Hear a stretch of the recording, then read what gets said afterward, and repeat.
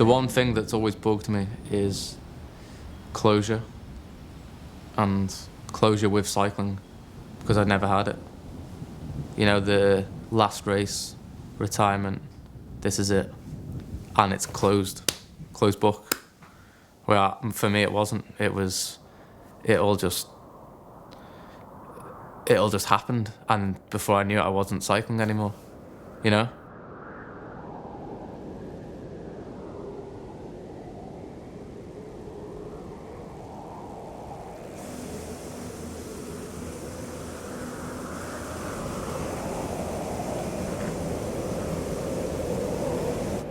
People who say, oh no, you were so good, you had it all, you nice house, family, anyone can make their life look, you know, incredible, but no one knows what goes on under the surface.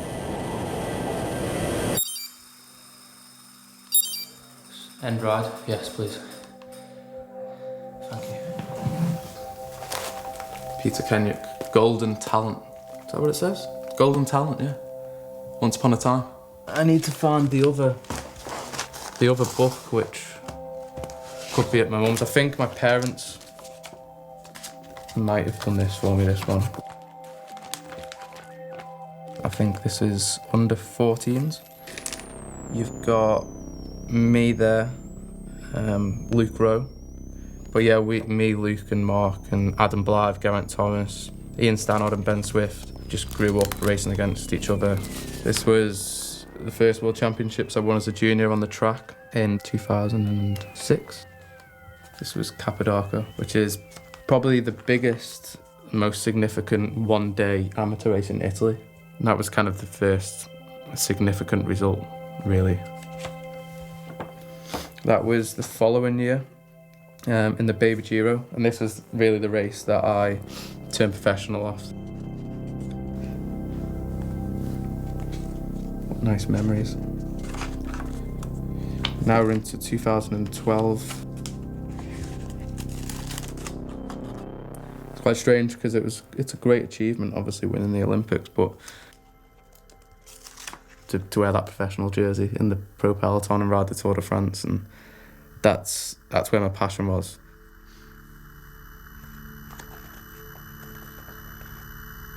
Skinny, Jesus Christ.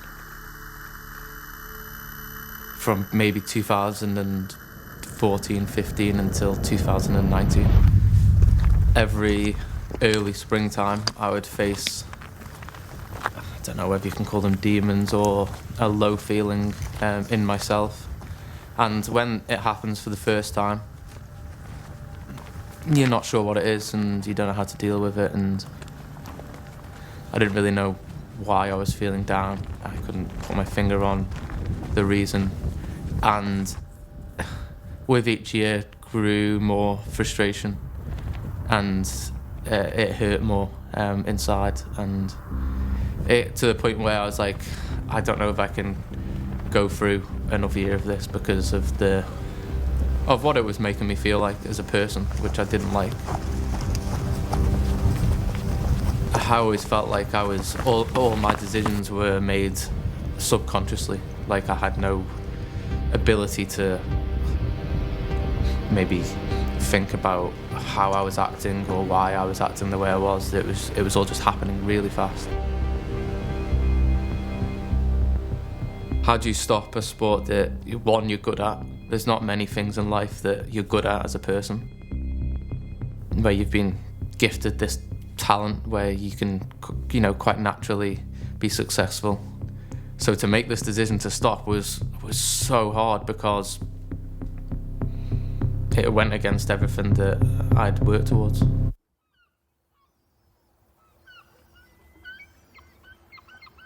My world had kind of, in a way, not ended, but a large part of my life had stopped.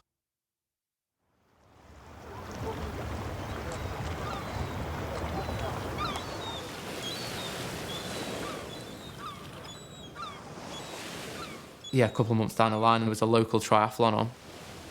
And I said to my wife, shall I enter that triathlon? And she was like, yeah, why not? I mean, she'd probably see me moping around the house, not doing anything with myself for 2 months, you know? And so on the next day, I went out for a run and then went to the pool in the afternoon. And the following day after that, I felt amazing. And I was like, okay, this is good. Then I got back on the bike for the first time, and it continued like that, and it slowly progressed into, I wouldn't say, serious training, but I was doing up to probably 2 to 3 hours a day exercise, but for fun and because I had this goal and objective at the end.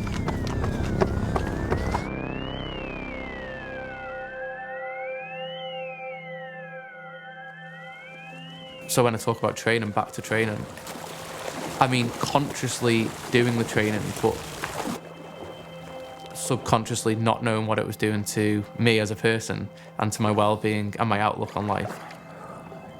When you think of something that you've been doing since you were 5, your whole life, and to take that away, then you're going to have withdrawal symptoms, and that was probably a part of it for me. But the biggest part of it was just the balance that it just gave me to my life.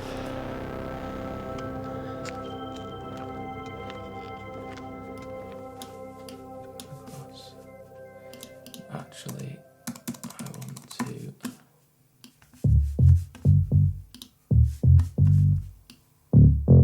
Yeah, I'm pretty sure... maybe it's not Chris Boardman, actually. Bike looks a bit too modern for Boardman days, but it could be. Lance Armstrong. Is this? Not sure. Maybe Jalabert, French. So yeah, these are just some of my scrapbooks. It actually says here, started off when I was 9 years. Not 9 years old, 9 years. This is a book that I started when I was 16. Peter's Road to the Olympics, London 2012. With a big question mark. This was really the start of my journey that British cycling kind of put me on, really. I mean, I haven't read this book probably maybe six years, so a lot of this is stuff that I can't even remember, to be honest, but I mean, I've got a massive picture of a brain and I've put "you control it." I mean, this is quite crazy stuff when you think it's quite intense considering you're 16, 17, maybe 16. Junk food won't make you go faster on a bike. I obviously like my junk food. Stretching will make you go quicker on a bike. You can make anything possible. If you want an Olympic medal, make it yours.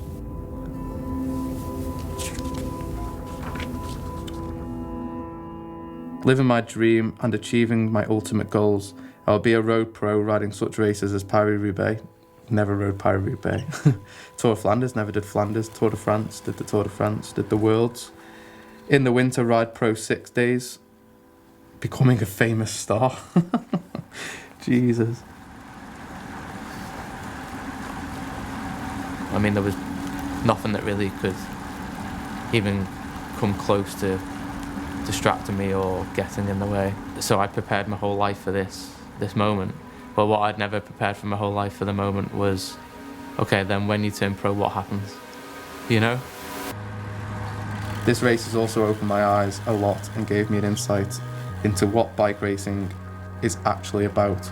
Also maybe gave me a bit of a wake-up call not to get ahead of myself just because I'm one of the best riders in Britain for my age. On the bigger picture, it doesn't mean much. The time spent after each stage resting gave me a lot of space to think about cycling on the whole, maybe what sort of rider I am, what discipline enjoy the most in cycling, physically and mentally. However, I will come out of this stage race fitter and with a lot more experience. I mean, it's definitely a little bit, looking back, it feels a little bit too deep, all this for a 17-year-old. I mean, maybe I should have been just having a bit more fun.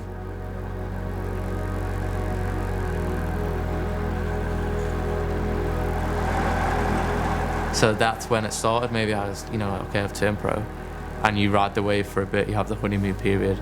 But yeah, I'd prepared so much, I'd had so many goals my whole life, and yeah, I reached this dream. It wasn't even a goal, it was a dream, because goals are what you believe you can achieve. Dreams is like,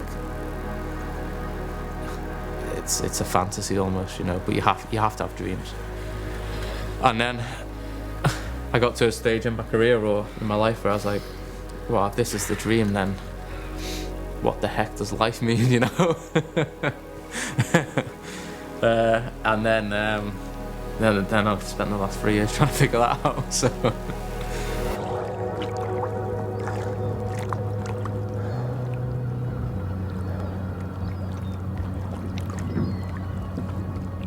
I just feel like I'm a completely different person. I'm sounding like the last 3 years has been some kind of pilgrimage. It hasn't. It's been far from it. It's been, you know, I talked about cycling being hard in the last couple of years of my career. Well, the first year of retirement was the most stressful and down, hardest. It's been for Lauren, my wife. And the fact that she's still with me now is incredible for what I put her through and how low I was as a person, not knowing what to do with my life, being self-destructive, taking it out on her. Yeah, going through that is just, that was part of the process. And yeah, to get there was tough on everyone. And it's been an experience or a journey that I wouldn't take back, because if I hadn't have done it, I wouldn't be where I was now. I'd be in the same position, just wasting years and wasting time.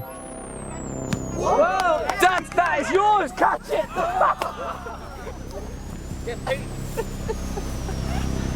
Bloody hell, Dad!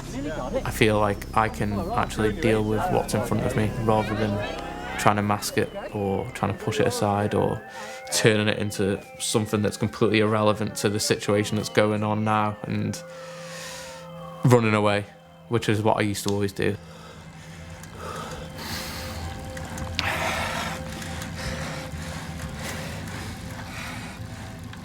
I just really don't overthink as much. I don't care. I could go back to cycling now, and if someone said, oh, there's Peter Kennaugh who retired or stopped 3 years ago, I was like, oh, so what? You know, I've seen life. I've lived. I've helped myself, and actually, for you thinking that is actually says more about you than anything. What gives me the confidence is because I wouldn't have thought like that 2 years ago. That would have petrified me, or that would have been enough for me to never ever even dream about going back. But without asking the question, or without being brave enough to put yourself out there again, you'll never know. And why not? Why not rewrite the chapter that was never written, the book that was never finished? So write some more stories, you know? Write a different ending.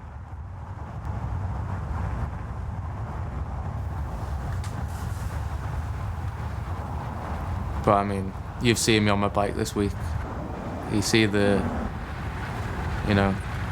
slight fire that you're keeping, you're not letting it erupt.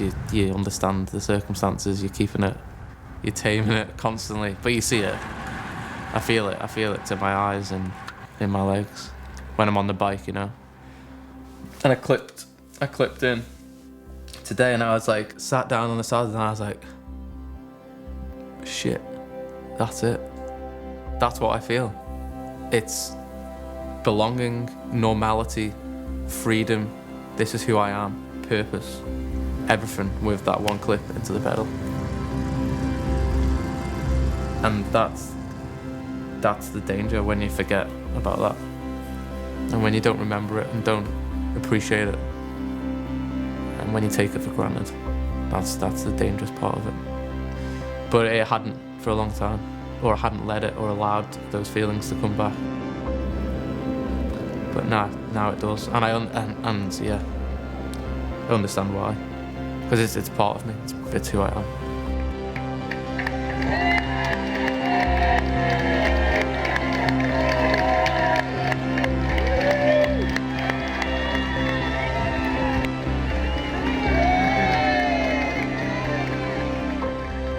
a sports psychologist who I'm really good friends with as well.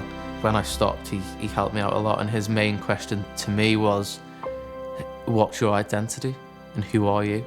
Like, everyone knows you as Peter Kennaugh the cyclist, but who are you? And my answer to that is Peter Kennaugh the cyclist.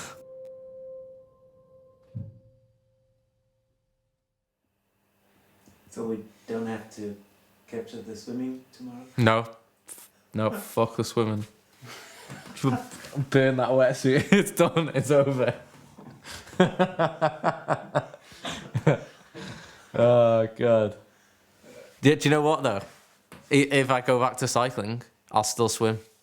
That's the difference. All these different experiences that I've learned and understood, and it's like you're so. When I used to be a cyclist, I was so serious. I just didn't allow myself to enjoy anything. And now, if I went back to, I'd still swim. I'd still run. Like, why not? You know.